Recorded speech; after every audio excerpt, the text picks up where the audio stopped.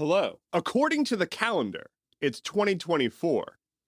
But stuff still happens. So what's up? In this moment, I am a smug boy because I do not use Substack for my newsletter. Substack is a popular paid newsletter hosting service, and they're currently getting some flack because of the Nazis they're hosting. See, people who are hosting newsletters on Substack are like, hey, Substack, so we're noticing that there's some Nazi newsletters here, and you profit off of the newsletters that are sold here. What's going on there? To which Substack said, oh, dang, you know, we know that they're there. It's a real shame that that's happening, huh? And so then again, publishers on Substack were like, okay, cool, well, you're aware of it, so maybe get rid of it. Yeah? No, I don't think so. See, Substack wants to position themselves as some sort of agnostic infrastructure service, and it's regrettable that their infrastructure is being used by Nazis to spread hatred. But it would be uncouth to take them off of the platform. It is critically important that we give safe harbor to people to spread hate and vitriol. They're taking the usual tech bro, freeze peach approach. It doesn't matter. They're profiting off of hate speech, and they know it. And so we're already seeing some publications move off of Substack because of this and to another service. I personally use a thing called Ghost to host the Stuff Keeps Happening newsletter. Ghost is open source and doesn't take a cut of each sale. Like, that's not their business model. And so already by switching, you can just get past the whole Substack taking 10% of your profits thing, and the whole Substack also profiting off of Nazis, who you're sharing a website with thing. I'll tell you, when I say that airplanes aren't supposed to have giant gaping holes in them, I'm being serious. I'm a serious boy. I've never been unserious in my life, ever. All right, you've probably already heard about this, but Alaska Airlines had to have an emergency landing recently after one of their planes had a door just blow off the airplane mid-flight. Kind of a door. It's called a plug door. It's like an optional door. It's like a maintenance thing. When they build the plane, they put in things that can be taken out to modify the plane. This was one of those things that could optionally be removed. That's not supposed to happen accidentally, though. But an Alaska airline flight took off from Portland, Oregon, and before they were even able to reach cruising altitude, one of these plug doors just kind of blew off the cabin. Miraculously, nobody was sitting in the seats next to where the thing blew off. They probably would have just gotten sucked out of the airplane. Reportedly, anybody who was holding a phone no longer was holding a phone after the hole opened up. And the airplane depressurized, all the masks dropped, and it was a whole-ass emergency. Astonishingly, nobody was made dead, and that's really good. I don't think that the people who were on the plane are doing particularly well right now. I would assume they're having some trouble. I would hope for a class action lawsuit, and I would hope for the free mental health care, because holy God. Since this event, the FAA has grounded over 100 of the same model of airplanes that this plane was, which is the 737 MAX. You may recall the Boeing 737 MAX previously had a couple of planes just decide to crash themselves. Because they're garbage.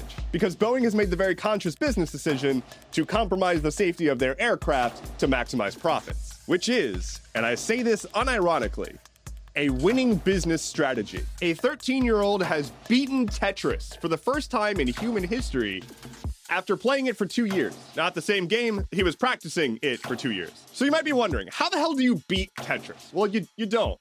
But you can crash the game by getting into a very specific game state by playing it a very specific way. And often this is referred to as a kill screen. You basically got to the end of the game being able to run itself.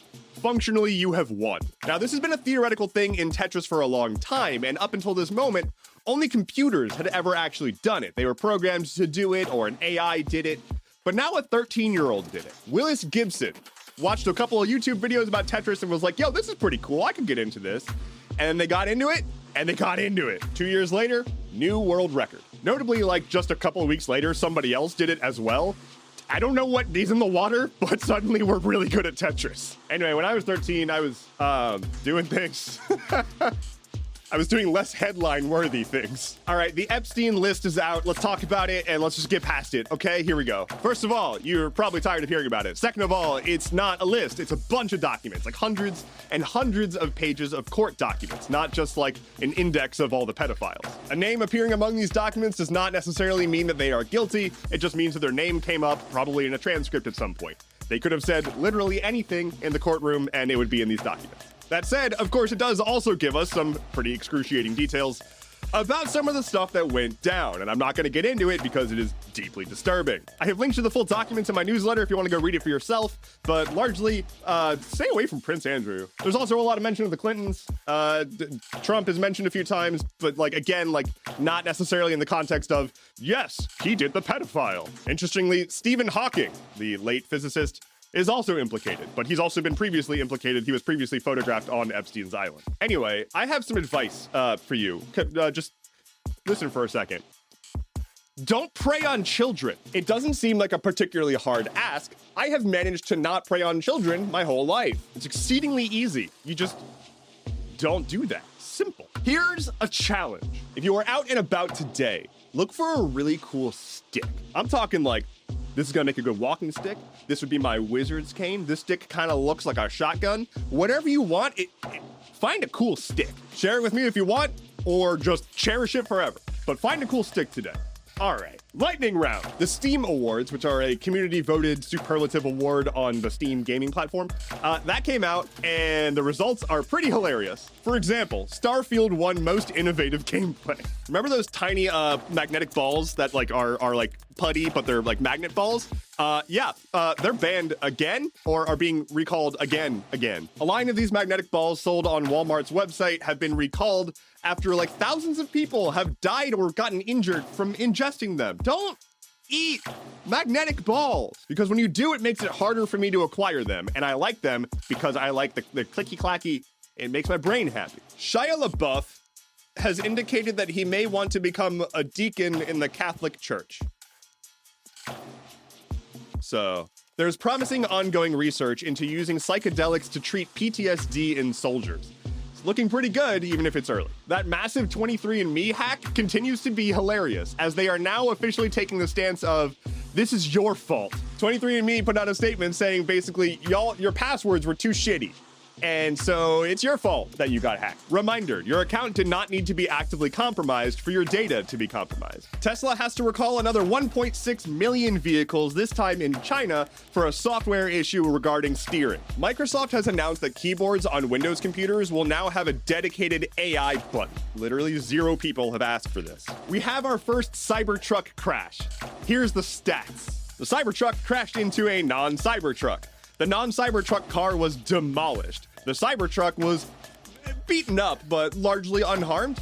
The only person hurt in the crash was the driver of the Cybertruck. Thank God their fleshy body could absorb the impact for their car. Jack Black will be playing as the main character in the Minecraft movie. I am happy. And finally, after 10 successful years, YouTuber Tom Scott has announced that he will be stopping production of his YouTube series in which he is in a place. Thank you so much for listening to today's episode of Stuff Keeps Happening. Head to stuffkeepshappening.online for sources, bonus content, and a +1 battle axe of bubble baths. My name is Endeavorance. I'll be back on Thursday. Take care and be well.